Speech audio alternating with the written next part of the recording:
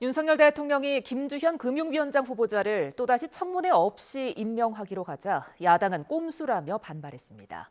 앞서 전해드린 송홍열 공정거래위원장 후보자에 이어 인사 문제가 또다시 도마 위에 오르게 됐습니다. 박서경 기자입니다.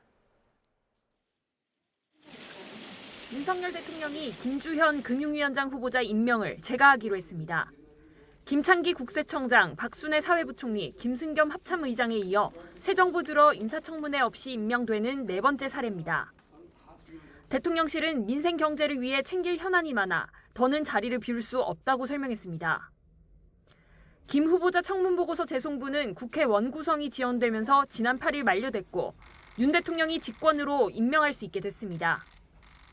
야당은 이러한 임명 강행이 국회 검증을 피하려는 꼼수이자 대통령 스스로 인사 실패를 인정하지 못하겠다는 오기라고 반발했습니다. 대통령 스스로 인사 실패를 인정하지 못하겠다는 오기이고 국회 검증을 피하려는 꼼수로밖에 보이지 않습니다.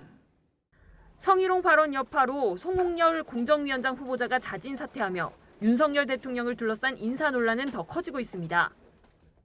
대통령실은 인사검증 실패가 아니냐는 지적에 이미 내용을 파악하고 있었는데 당시 특별한 징계가 없고 본인이 사과까지 한 만큼 문제가 없다고 판단했다는 입장을 반복했습니다.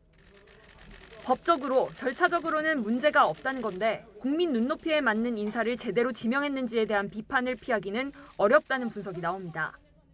지지율 하락 국면에서 인사 문제가 계속 직무수행 부정평가 이후 1순위로 꼽히고 있기 때문입니다.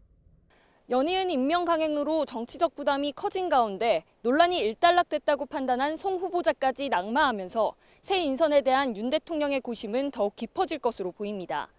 YTN 박서경입니다.